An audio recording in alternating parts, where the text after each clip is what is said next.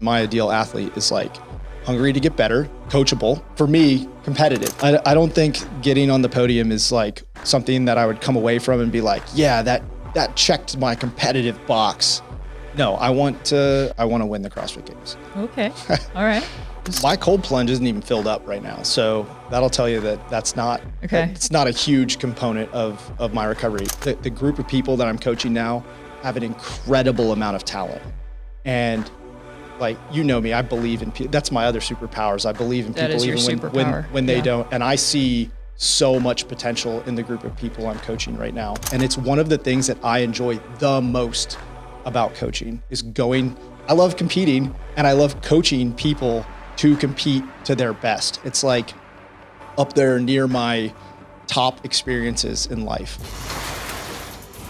This year at the Masters CrossFit Games, you were competing.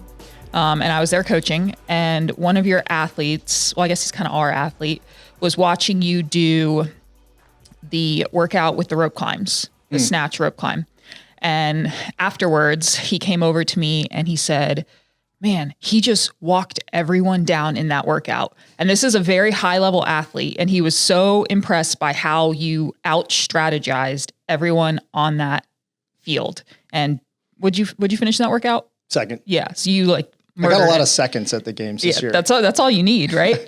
And that moment stuck out to me because I was like, Kyle's been doing this forever. He's been coaching forever, and we can get to that later, but competing at a high level in CrossFit for what, 15 years now? Probably more than that. 2011. So yeah, this will be year 15. Yeah. Whoa. And outsmarting people on the field. And I just thought like we should get Kyle's story. So we're going to talk about your story, talk about your background and how you got to be one of the most longevity driven athletes I've ever met. What's the adjective for longevity? I don't know. Okay. Anyways. Is there an adjective for that? I don't know. think so. All right. So you said you started CrossFit in 2011. Is that when you like started? No, the very first CrossFit workouts I did were actually in like 2009. I'm not going to go into it's a lengthy story how I found it, but basically I like found .com and I saw Fran and was like, ooh, I can do 30 unbroken strict pull-ups and a 95-pound thruster doesn't look that hard. I've got a 315 front squat. It should be easy. Well, it absolutely annihilated me. I did the first round of 21 pull-ups unbroken strict because I didn't know how to kip. I didn't even know kipping was a thing at the time. And I'm pretty sure it took me like 11 minutes, maybe 13 minutes, somewhere in that range. Also couldn't hold a front rack. And I was like, so basically my takeaway was like, is that every like dude's problem when they start CrossFit is they can't get into a front rack? For sure. Especially with 95 pounds. Like I can front rack, for a front squat, but not at 95 pounds. And I was like, F this. At the time I was a competitive swimmer and I was like, this is not what I need to continue to get better at a 50 freestyle or 100 butterfly. But how old were you then? 2009, it would have been 24. Okay. And you were still swimming competitively? Yeah. But you were out of college? Yeah, I was in graduate school at the time. Okay. I was studying exercise physiology and studying at the Councilman Center for Swimming Science. So I was like deep in the swimming world and like the swimming nerd world, like really, really deep there. But I was like head coach of a swim team, strength and conditioning coach. I had my CSCS and like was running strength and conditioning programs and stuff. And just like, I loved being in the weight room and doing plyometrics. And obviously I was pretty strong for a swimmer. I think at the time I had like a 415 back squat and maybe weighed like 182 Why pounds. were you strong as a swimmer? Like, did you care about strength on your own or was that part of y'all's training? Yeah. I mean, we did a lot of strength training even early on, like in high school. And then like by my senior year, I wrote my own strength and conditioning program for swimming. It was mostly plyometrics, heavy squats. I just liked heavy squats and was good at them. But yeah, like I had always been a pretty strong squatter. I think when I was a sophomore in college, weighing probably 170 to 175 pounds, I back squatted 425. And there were no other swimmers on the team that were even remotely close to that. Like that was just off the chart strong. We did vertical jump testing and I had a 37-inch vertical jump. And I remember the strength and conditioning coach going, you sure you're in the right team? I don't know if this is offensive to swimmers, but I feel like high level swimmers always have like really narrow hips and like really tiny glutes and aren't strong at all. So you were probably real weird. I looked really weird. Yeah. Like we wore, at that point we were wearing like, the new suits and whatnot. And my legs just like did not fit into those bodysuits. I would have to like go 2 sizes up to be able to fit into it. And then they were built for people that are like 6 foot, 3, 6'5", and I'm 5'11". I was 5'11", and by the end of my swim career, I weighed like 190 pounds because I did stay in the weight room and kept lifting and doing all that stuff. Was that a detriment to your swimming? Well, I swam sprints, and so it was an advantage for getting off the blocks and the turns. So short course yards, there's 2 kinds of pools, right? There's short course pools, long course pools. And it was definitely an advantage in the short course pool, but definitely a disadvantage in the long course pool. And when they released the bodysuits, because I was heavier, it was a huge advantage because they were floaty. Mm-hmm. And so then I had the buoyancy of a less dense athlete, and I was in a shorter pool, which rewards power. And so it was a huge advantage, short course yards with the bodysuits. But also, like, I was 5'11", and I was racing guys like Michael Phelps for, I went to world championship trials and took like 18th. And I was just like, okay, I think I'm done with this. I'm going to move on, and I'm going to run. I told myself I was going to run a 50-mile race. Trained for it for a week and a half and didn't even come close to accumulating 50 miles. And I was like, that's stupid. And that's when I started doing CrossFit. Okay. So your transition out of swimming was you just felt like you'd reached your peak and you weren't going to beat those guys anymore? Yeah, I probably had my best season ever post-grad. It wasn't quite my fastest times, but like best across the board. I broke my my last meet was like a state championship meet, which was like me, a couple other post-grad guys, and then mostly just kids, mm-hmm. that was it. But so you aged out of it. Yeah. I got to the point where it was like, you're either going to make it or you're not. And I definitely wasn't. I knew for sure I wasn't going to make it.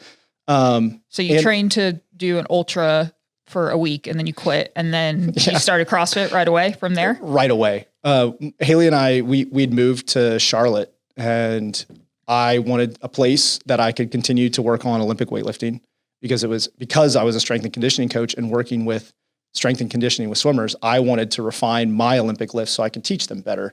And at the time, the only place that really made sense to do that was a CrossFit gym.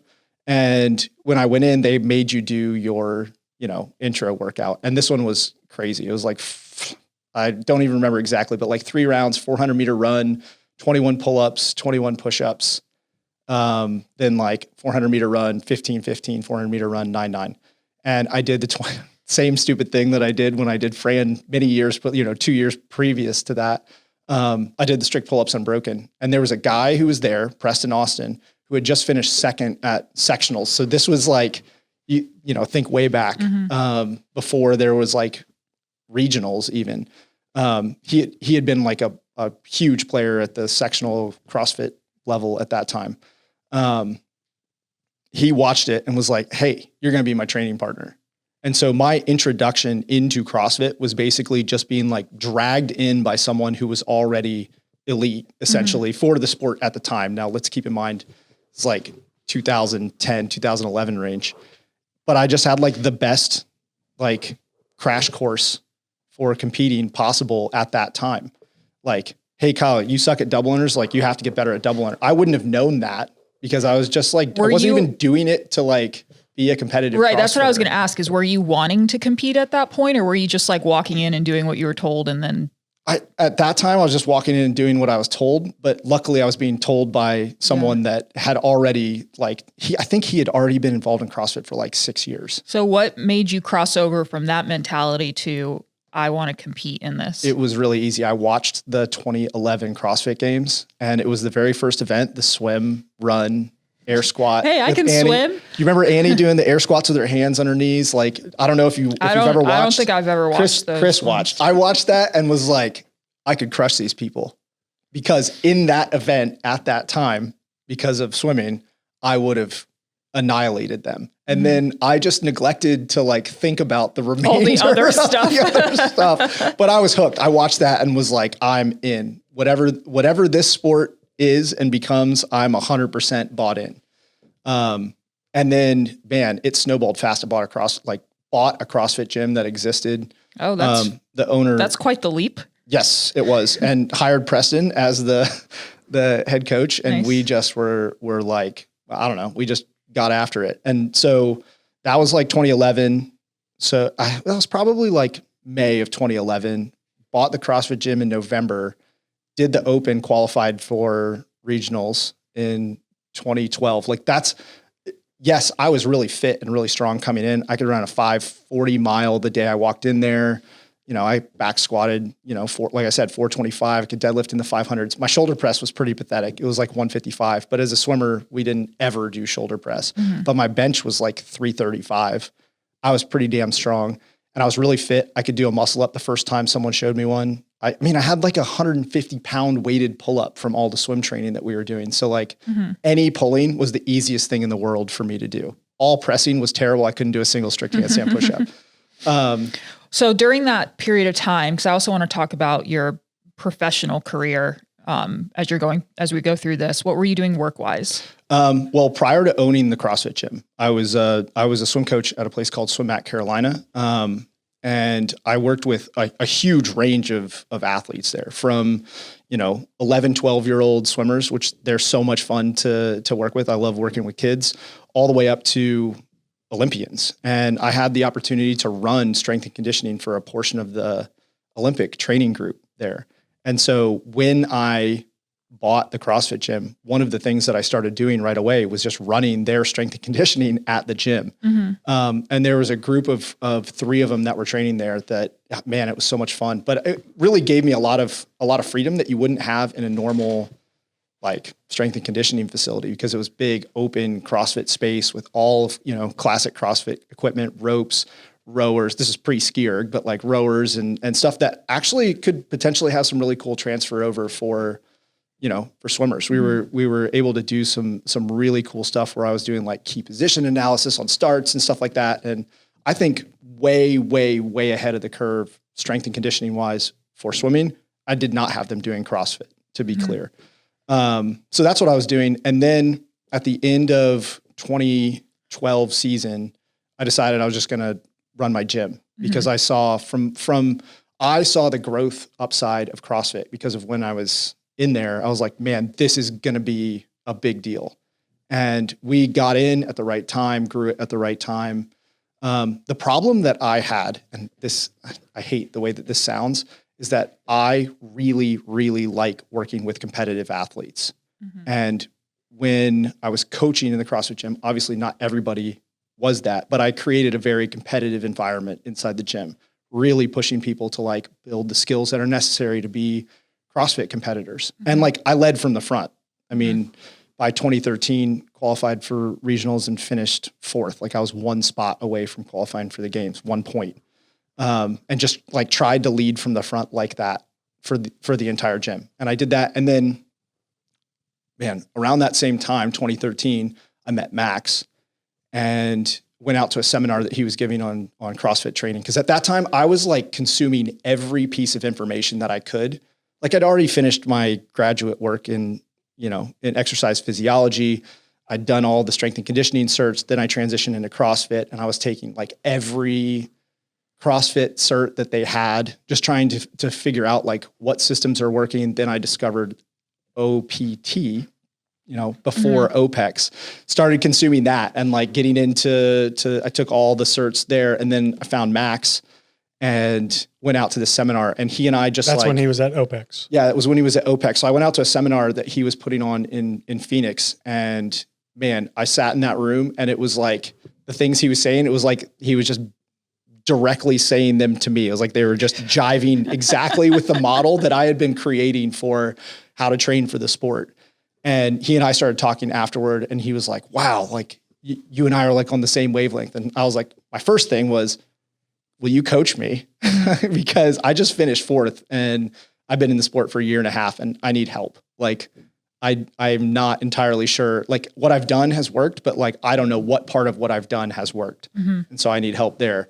And then he reached out like maybe 4 weeks later and was like, hey, I'm starting my own training organization.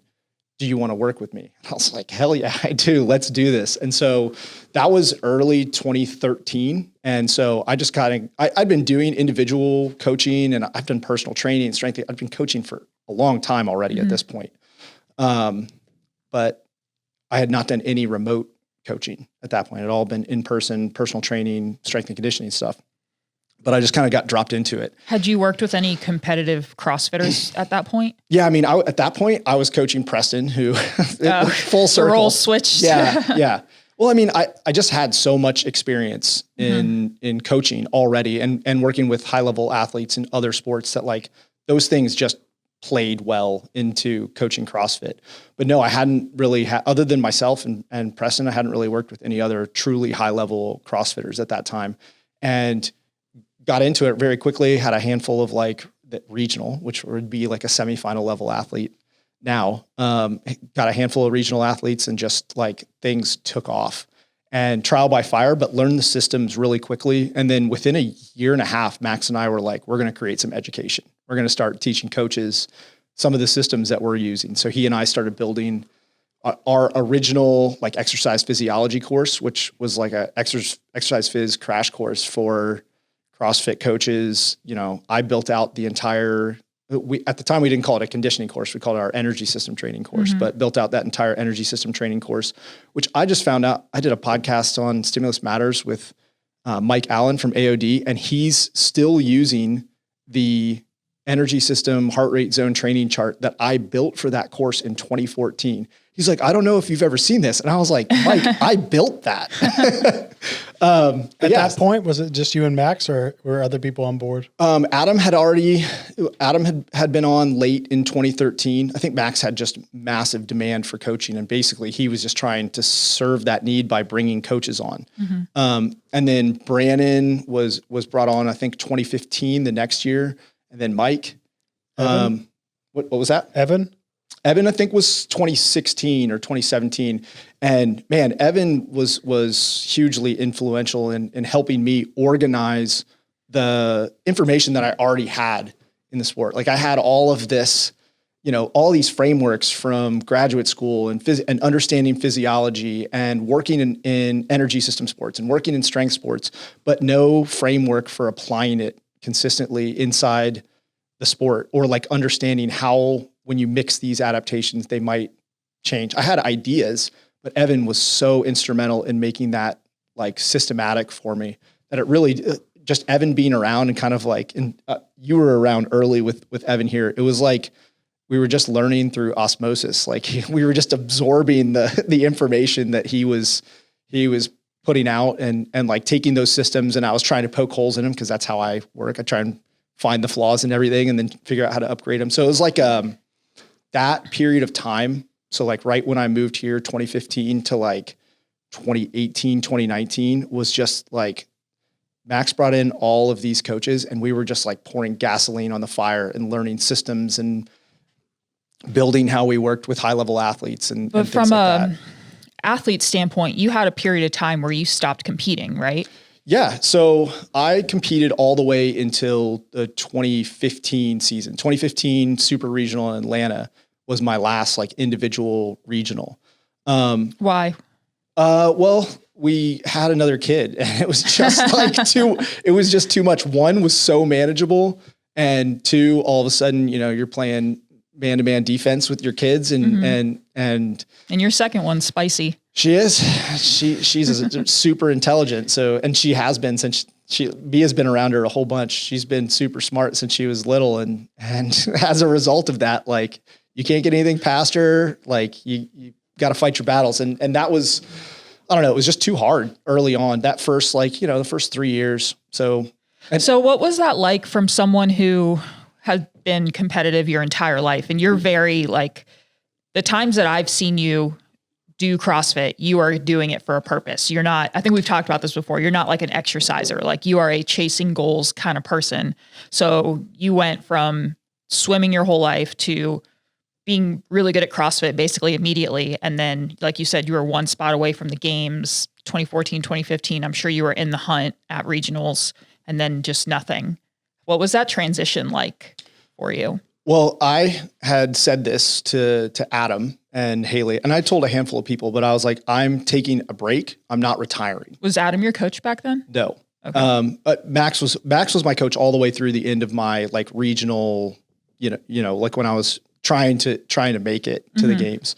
And then when I was taking my break, I didn't need a coach. I didn't have goals. I did have goals. My goals were coaching related. Like what I did at that time was just pour wholeheartedly into coaching, family. I mean, my kids were little, so like, I only had one in school and she was at like school part-time because she was in, pre-K. And so I just like, I don't know, invested in family and invested my time in my athletes and just used that as my competitive outlet. My goal in 2016 was by 2017 to coach someone at the CrossFit Games. Didn't matter to me what division, just wanted to coach someone. Then I got my first individual teen athlete qualified. Then the next year I had 2 teen athletes competing. Then the next year I had 2 team, 2 teen, 2 masters. Like I told Max, I think around 2016 when I was taking my break, and my goal was to build an army of games athletes. Didn't matter to me what the makeup was. I just wanted like an army of people competing there because that working with high level competitors mattered to me a lot. And that's like all I was doing. That was my competitive outlet. So I needed a way to like express my competitive outlet. And it was through doing a really, really good job coaching the people I was working with. And did you feel like that was enough to fill that? You didn't like miss the hunt?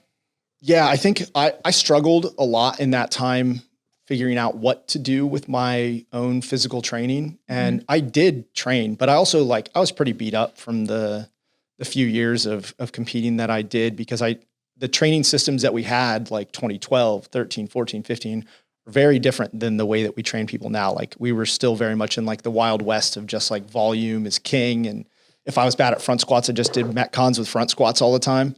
So I was really beat up and it took me a while for my body to heal from that. So a lot of my training at the time was more movement oriented. It was around the same time that Max was kind of going through his like movement renaissance. And I ended up having to do something very similar or else I realized that when I wanted to come back as a master's athlete, 35 to 39, that I wouldn't be healthy enough to do it.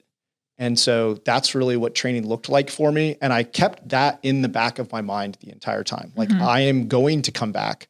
I know that at some point I'm going to, put the nanos back on and, and get back onto the competitive floor. It's just somebody made that happen sooner than I had planned on. What? Mia. Well, so how old were you when you took your break?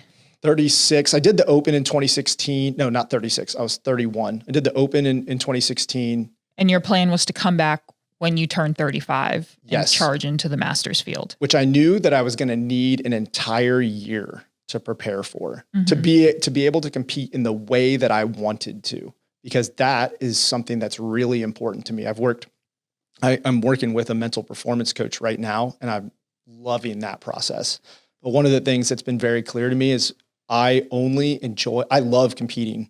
Like in a way, most people say like they love competing. When you dig into it, it's like what they actually like are things tangential to competing. No, I love competing truly. Like the physical act of being on the competition floor. And everything involved in it, all of it, the pain, the prep, the discipline, like those are my core values. And so, Pain, prep, and discipline. yeah, that's a pretty damn good, it's a pretty damn good set of core values. I might say, no, those aren't exactly it, but discipline is involved in it. Prepping with excellence is part of it. And so like when I've reviewed when I have competed and felt really good about competing, not the result, but like felt good about competing, I was very invested in the process, very disciplined, maintained my boundaries, maintained, like a very precise preparation and, went into it like with my eyes wide open, knowing what I was getting into. And so do you think you pulled that from your swimming background? Yeah, I think so. I think that's part of what made me a successful swimmer when I was younger, is that I was very intentional and detail oriented. And in a repetitive sport like that, where you're like 50 freestyle, how many strokes you're taking, how many dolphin kicks you're doing, how many breaths you're taking, it's 0. The more detail oriented you are, I think the better you can get. Did that come naturally to you? I didn't really figure that out until I was like 15. But once I figured it out, that's still pretty young to figure something like that out. Yeah. I feel like I didn't figure that kind of stuff out till I was like 23. Well, but I was also in a sport where there was direct relationship between you improving the little details and your performance, because it was a time trial based sport. Mm-hmm. So like if I cleaned up my turn, for example, by a half second, I cut a half second off a 50 freestyle. That is a huge chunk of time when you're competing at the level that I was competing at. And so there's just very direct relationship between these little technical changes where you might go and just work on one aspect, like how you're tucking into the turn or when you're tucking into the turn, little tiny changes that manifest in huge improvements on a scoreboard. And so that got beat into me through the sport, not by somebody, but just like you learned by doing. And then I brought that into CrossFit. It's a little different in CrossFit, but not that different. And I mean, that's what you've done with all the skill work that you've done. Yeah. I think the difference in CrossFit is it's so many variables and you have to figure out how to balance it all. And if you go too deep down one rabbit hole, then you lose it from the other rabbit hole and then you have to play catch up. So it's definitely more of a dance. This is why I think it took me time in the sport to get to the point that I was truly competitive at like the highest level that I can compete at. Like for obviously swimming or CrossFit? In CrossFit, because I did go down each one of those rabbit holes very deeply and spent time mastering each one of those. Too many rabbit holes. But if you give yourself time, which is one of the things I've always been willing to give myself permission to have, like I am a lifelong competitor. And so I'm just going to compete forever until I can't, until the body won't hold up. So there's no rush. Yeah. That's an interesting concept because I feel like everyone's in a rush in this sport. It has to be now. It has to be next season. It has to, if you don't succeed now, you've failed. But that kind of perspective, that's really powerful. I try to teach my athletes that there's no such thing as failure, which that is not exactly how I want to put it. But basically the only failure is when you give up. Like when you stop pursuing the goal, you may set a goal and like be like, oh, well, 2026 season, I want this to happen. But like, yeah, it's great to have time bound goals, but at the same time, like they're so arbitrary really when you think about it. Absolutely. Yeah. Like you can continue to pursue that goal until you make the decision that you're not going to. And yes, there's like an expiration date on your physical body. Yes, there is. But the cool thing is that we have this really well-developed and mature masters competition track. And it's true. There's a masters competition track in like most sports at this point, but having that like mature track where you can really continue to compete any age, at any age as you continue to grow, and like the people that you're competing with. First off, I love competing in masters because the people are awesome. Like everyone that I met this year at the games in 40 to 44, they were all so cool. There's definitely a lot more balance in the mindset. I mean, you have to, right? Yes. It can't be the center of your life anymore. It's definitely less competitive from a like cutthroat perspective. But once the beep starts, dude, then it's the same. Same exact thing. It's just behind the scenes. I think everybody maybe has a little more perspective than they did inside of, like non-age group competing. But I think that's one of the great things, or you were saying like longevity. My goal is to be able to continue to compete and do things that inspire other people until my body just won't do it anymore. And at this point, I've gotten really good at putting my body back together after it breaks, which has helped me as a coach because we're in a sport where people's bodies tend to break a bit. So you are definitely extraordinarily calm when you get injured. Like what did you just do to your quad? Grade 2 rec fem strain, which was probably the most painful strain that I've had. Yeah. I remember texting you the day after and I think I said, I'm sorry that happened. And you're like, don't be sorry. I chose this. It'll be fine. I was like, okay, I guess I'm not sorry. Yeah. I mean, I went into it trying to do like, so for context, I did a master's weightlifting meet and my only goal was to go break the American record in the clean and jerk because it's the only one I thought would be like really achievable. And then I showed up that day and the snatch was just moving. And so I ended up breaking the snatch American record for the 88 kg weight class, 40 to 44 division. And then I broke it in the clean and jerk on my first attempt. And then each attempt then you after broke yourself. And then on the last one, I got real greedy and went for the big one. Yeah. And thought my back leg was like, nah, we're not going to hang on for this one. Yeah.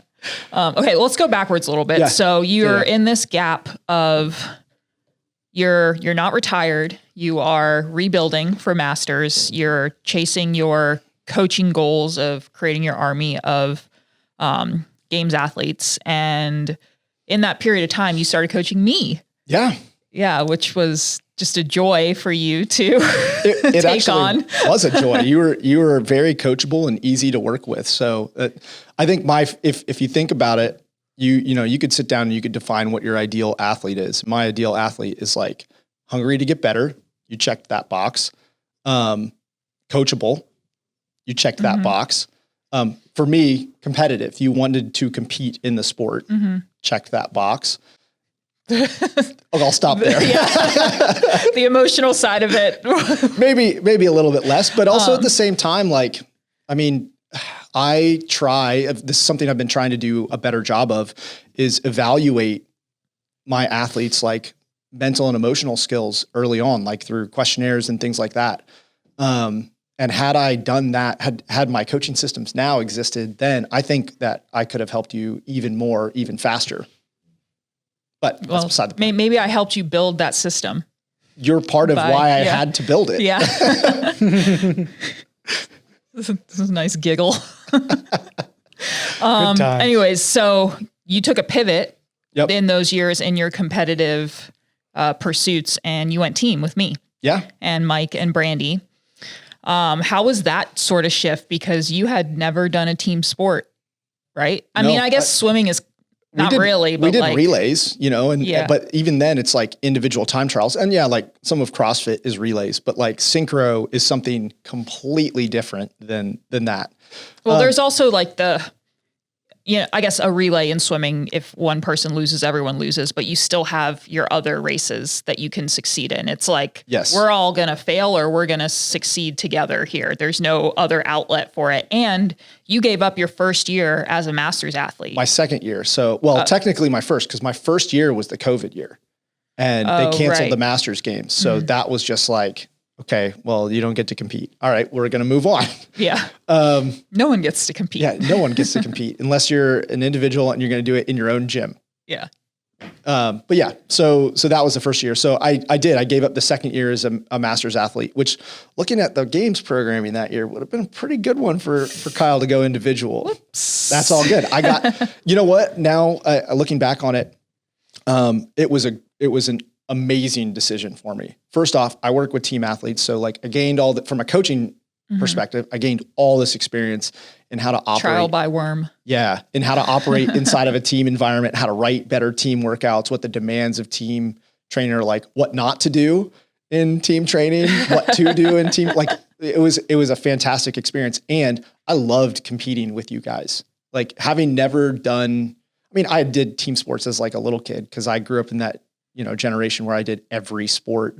So I'd done team sport like that, but not higher level competitive. And it was incredible to get out there and just like the moment that really sticks with me is like right after we finished the final workout, they announced at semifinal and they announced that we qualified. And then this giant embrace that we all had and Brandy's crying and you're crying. And I'm like, this is amazing. Like, look at what we did. That was such a great moment. Yeah. And to have that be the first time that I qualified for the CrossFit Games rather than individual, I think was awesome. It gives you, I often tell athletes that I coach that are either young and developing and like not quite ready to qualify as an individual, or even, not quite like someone like Brandon, who's like close and might be able to make it as an individual this year, but like you have a real opportunity to do it on a team. I think going and getting your first experience at the games on a team, it almost like prepares you much better to go handle that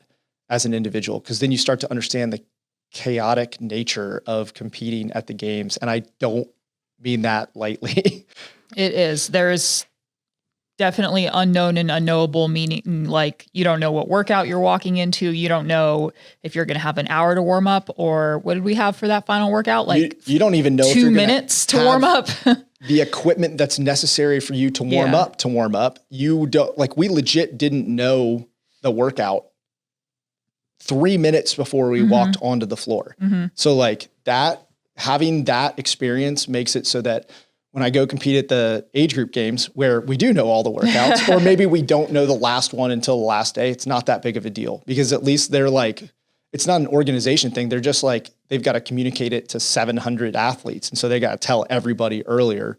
And so it just makes competing in that environment so much easier. So like, it was all just positive for me. Yeah. I know it was a great year. And then from there, we basically bled it. So in masters, your first few years are your golden years, right? In an age division. And then from there, you're kind of playing, like, if you're good enough, then you can continue to make it. But a lot of masters athletes play that game of wait it out and then strike. You mean within any age group? Yeah. Division? When you age into the next bracket. So you were in that kind of gray area.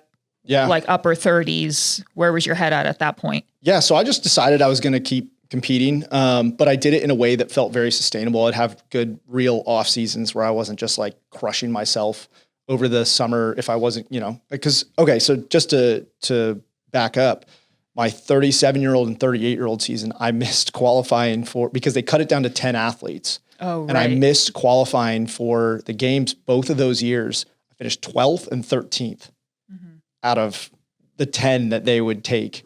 And the field. Was that a hard, knowing like you would have qualified any other year if they had kept it at 20? Was that a hard thing for you emotionally, or I feel like you're really good at just like rising above that kind of stuff. Yeah. Like I didn't think about that. I don't even think Do you know why you're good at rising above that kind of stuff?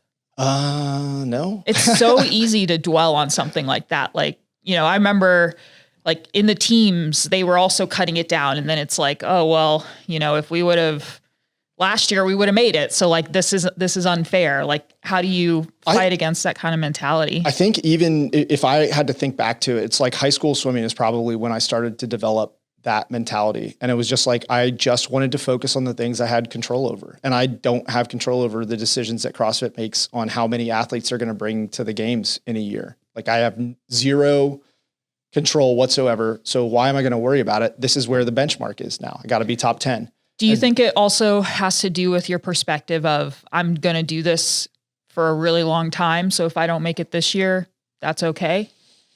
Yeah, maybe. I mean, it makes it so that there's less self-imposed pressure to make it any given time. But also I think it gives you that perspective, also gives you outs where you can be like, well, it's okay. I don't have to give, full commitment to this because I'm just going to do it again next year.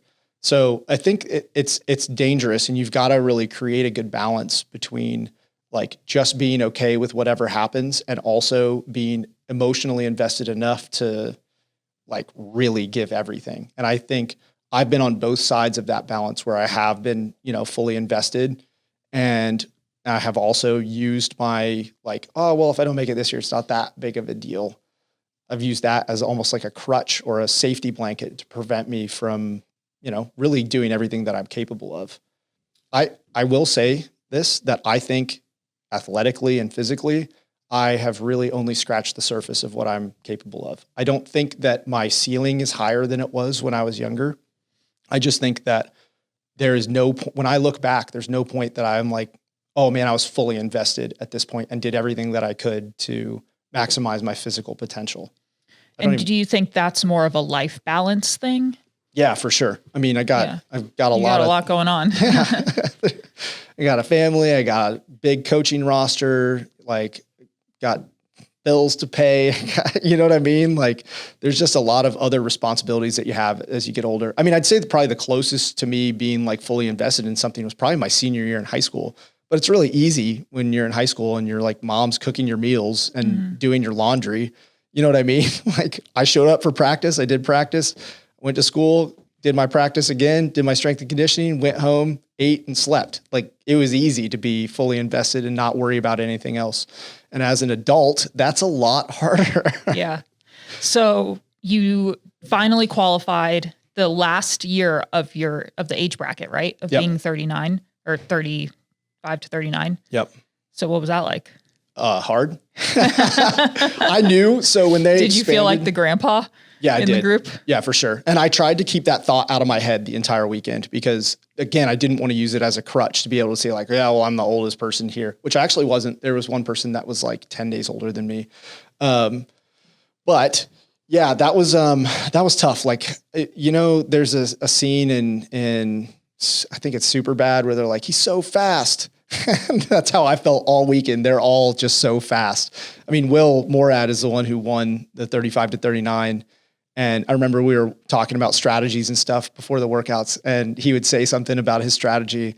And just the thought in my head was like, wow, you and I are running different races here. Like we are just at different fitness levels. But it was definitely hard. But I also I pushed really hard in the prep for that season. Like January, February, March through the qualifiers to really just be ready for those qualifiers. We had a great on-site thing going at that in 2024. And I fully invested into that. And I think it helped me a ton and it really did prepare me well to get there. I just didn't know what to expect there. I didn't realize how fast the 35-year-old, and if you look at the top 10 that year, I think it was almost all 35-year-olds. Yeah. It was just like, wow, you guys are fast and fit and okay, you go. And I was very happy to be moving on to 40 to 44 at that point. You go from hobbling in, and then once you age up, you're like the young. Hey, I'm ready. How about this though? Having done the top age of a division, would you recommend athletes go through that or skip it? Yeah, absolutely. Because what it means is that when you show up to the next division, you're used to racing people who are fast. And that was one of the things I think I noticed this year at the 40 to 44 versus 35 to 39. And everyone would recognize this, but the field is we're slower. We get tired faster and all of that. But I had been conditioned to racing 35 to 39-year-olds who didn't get tired fast and we're fast. So yeah, I think there's an advantage if you can make yourself, if you can get there. It's hard. That qualifying that year as a 39-year-old was legitimately one of the hardest things that I have done in CrossFit. It took a lot of discipline and a lot of work and discipline in other areas. The older, a lot of young athletes don't realize this, but the older you get, the more disciplined with your nutrition you've got to be, the more disciplined with your sleep and recovery you got to be. If I get 6 hours of sleep because I stayed up late scrolling my phone, I'm completely fucked the next day. And my training is going to be terrible.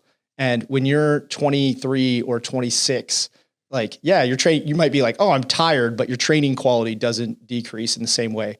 And then because I'm so tired and so messed up from that poor sleep, then my injury risk goes up. And the older you get, the more likely you are to get strain injuries and overuse injuries and all that stuff because you just don't recover as fast.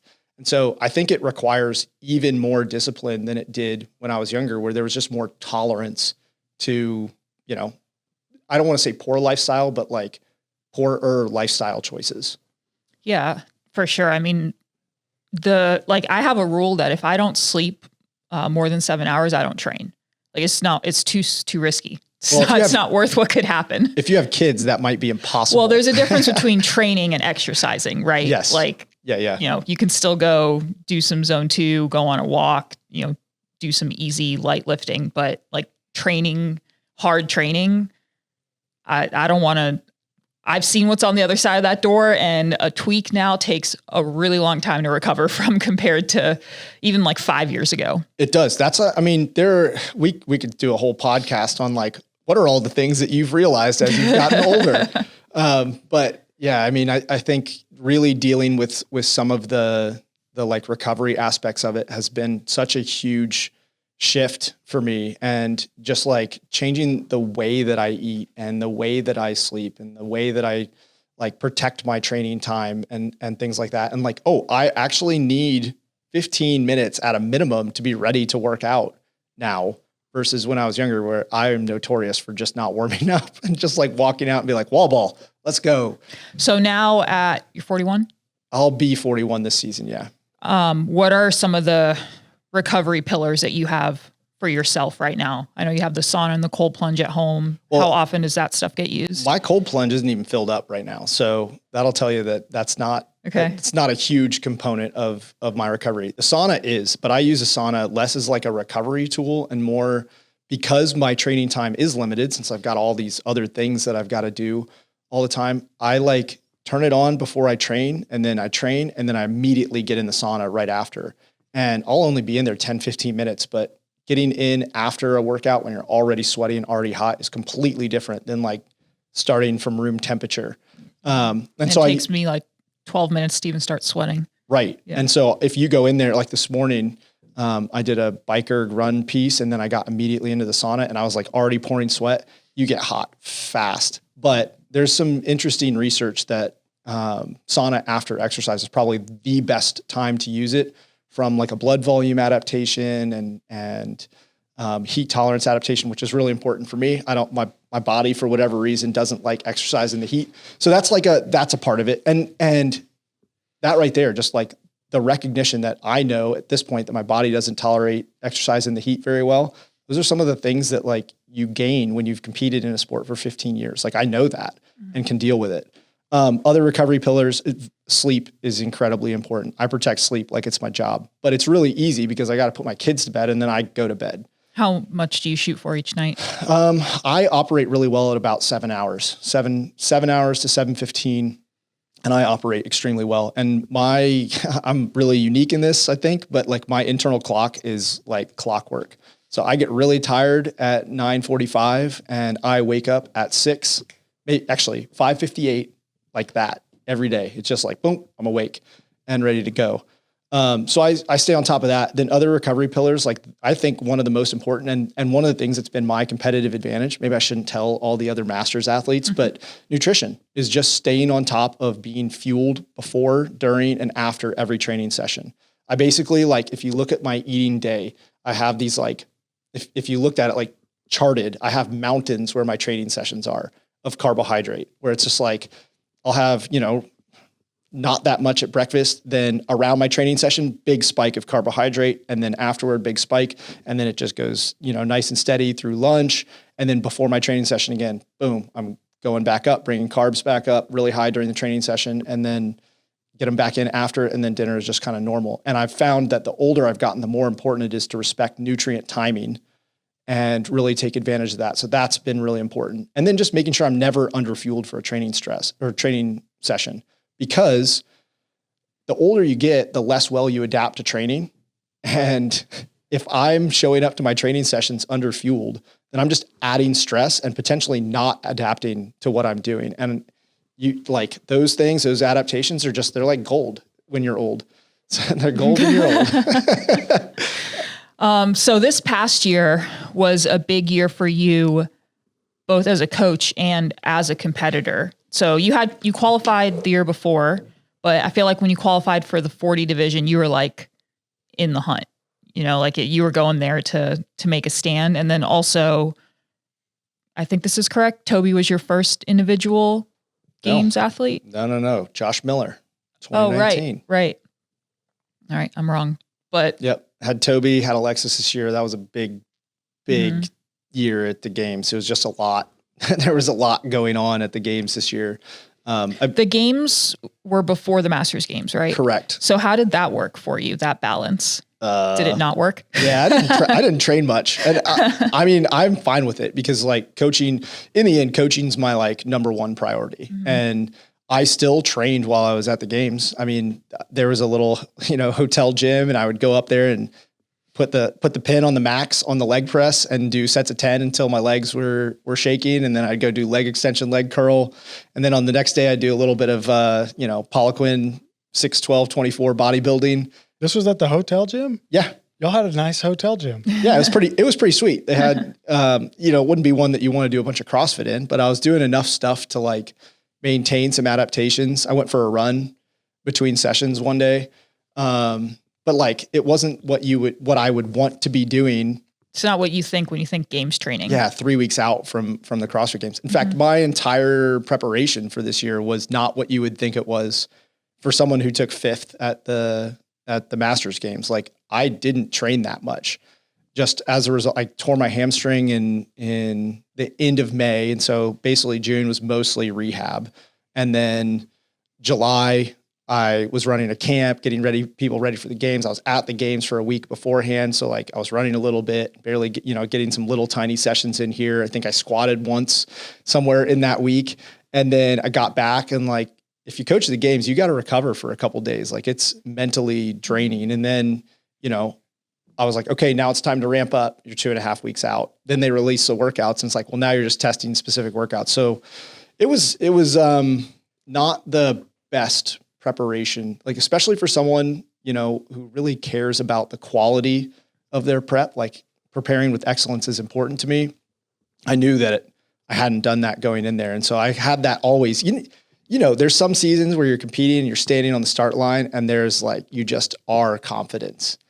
And then there's some where you're standing there and you're like, man, I didn't really do much training this year. I don't know how confident I am. I don't know if I've ever seen you not be confident, though. I feel like that's your superpower.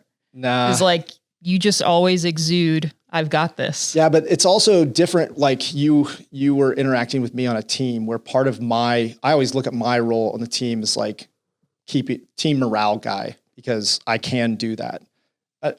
My superpower is that, like, I think if anything, bad shit can happen. And then I can just be like, yeah, all right, well, this is the next step for us. And we got this, guys. Like, that's my inherent superpower. If there was a natural disaster, I would be doing the same thing for everybody and like working hard to get them out. Just who I am and how I operate. But like, with individual competing, it's a little different, because you're not necessarily trying to keep other people up. You're like, you're battling off the mental demons. And it's a little bit harder when you're competing individually, maybe a lot harder when you're competing individually, because you don't have something bigger than yourself that you can just be like, I'm going to put this aside and I'm going to make sure that everybody's ready to go.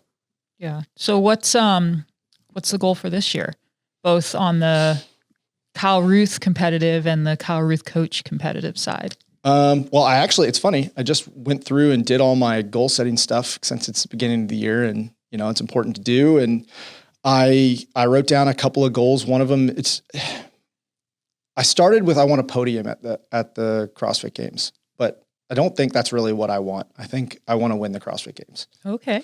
All right. I don't think getting on the podium is like something that I would come away from and be like, yeah, that checked my competitive box. No, I want to like put it out there and see what I can do this year. And, maybe my body will hold up, maybe it won't. I know well enough at this point that sometimes things work out well and sometimes they don't. And, you can't control all the variables. I'm just going to control what I can. I worked really hard to work backwards on that, to like, what are my potential obstacles? Like, what are my process goals? What are the things and actually I'd already done this to some degree, but like, what do I actually have to get better at to move myself up? What are those things? Running is one of them. And I moved the needle big time in the off season. The only problem is I tore this hip flexor. And so I took a big hiatus. But is Adam still coaching you this season? Yeah. So yeah, Adam and I we're going to be back on our quest to see if we can get to the top of this podium. But yeah, running's a big one. And then just consistent strongman exposure. I sucked in both strongman workouts at the games, the sandbag carry and the sled workout. And part of that means I got to get out here and get to using the sled, but they were both faster, like turnover workouts with odd objects. And it's not stuff that I have trained. Like, when I use odd objects, mostly it's usually heavy. Yeah. It's heavy and it's grindy and like chipper style. So it's like big sets of it. And like, what you're really working on is like, you drop the, sandbag clean, drop the bag, get yourself back on it. This wasn't that at all. It was like sprint some GHD sit-ups, do burpees over the bag, and then sprint with the bag, do 3 rounds of that. And I was like, this isn't how I trained for the sandbag. So addressing some of those odd object holes that I had, but I also like really clearly realized like, I don't need to improve my strength. I don't need to like chase big, snatch numbers or back squat or deadlift numbers. I just need to make sure that those things are maintained, but they have to be maintained. Right. And then outside of that, like if I get better, what I found basically is, for me, if I get better at running, my engine in CrossFit just gets better. And so it improves kind of like all aspects for me. No, not everybody's like that, but Meatball Kyle does. Once it stops being freezing, we can get back to our Tuesday running sessions at the park. Oh yeah. Yeah. It's got to be above 60 degrees for me to join you. It's too cold. I ran on the runner this morning. It was just too cold. But yeah, coaching wise, what I wrote down was that I wanted to have the biggest group of athletes that I've ever had competing across age group, team, and individual. And I think I've got the roster for it. Like the group of people that I'm coaching now have an incredible amount of talent. And like, you know me, I believe in people. That's my other superpowers. I believe in people even when they don't. And I see so much potential in the group of people I'm coaching right now. And right now they're all walking the walk and talking the talk. Like they're doing what they need to do to get there.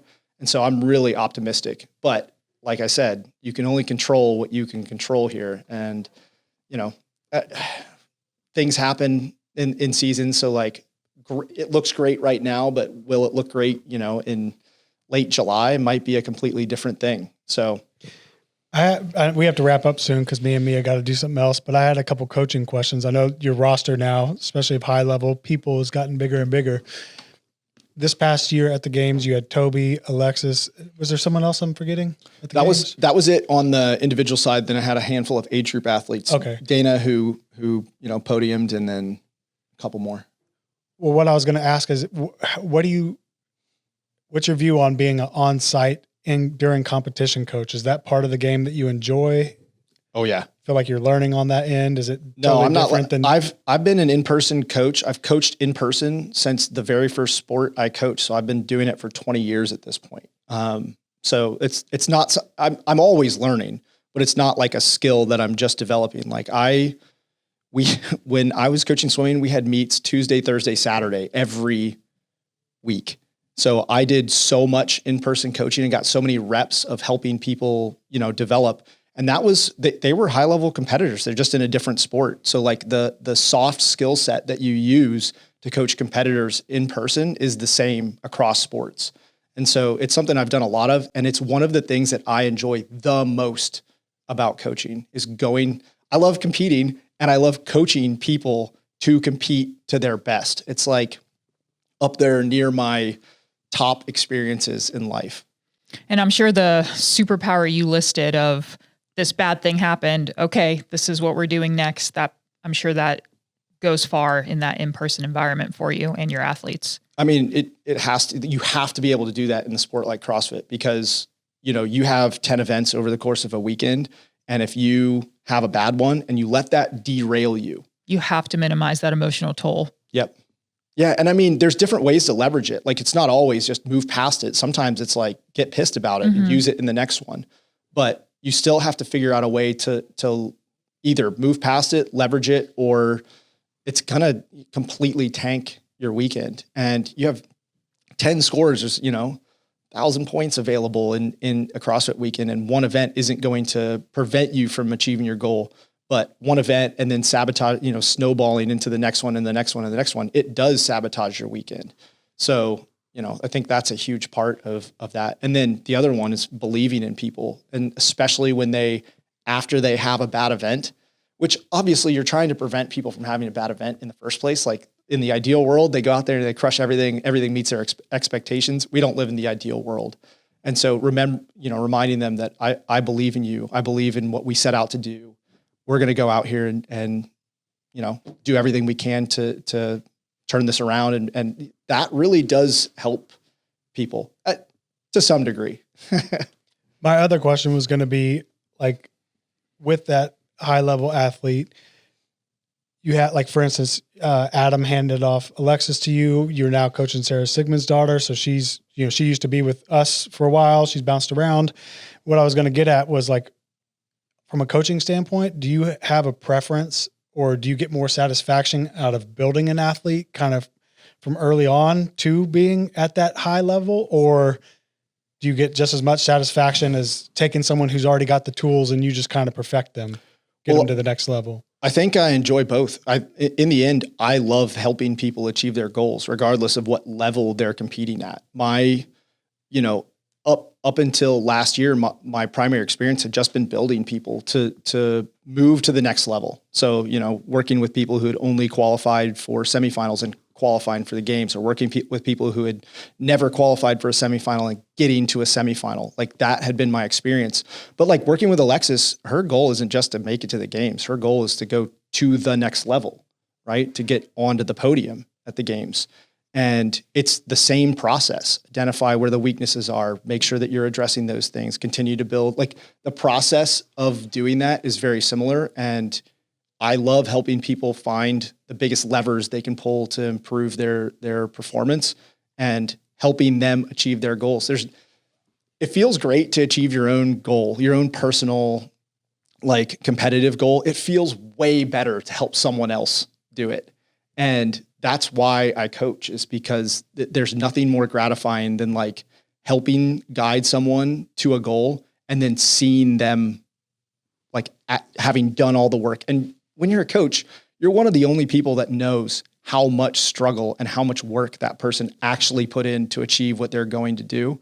And then when you see it happen, man, there's no better feeling, truly no better feeling than that. I think that's a good way to end it.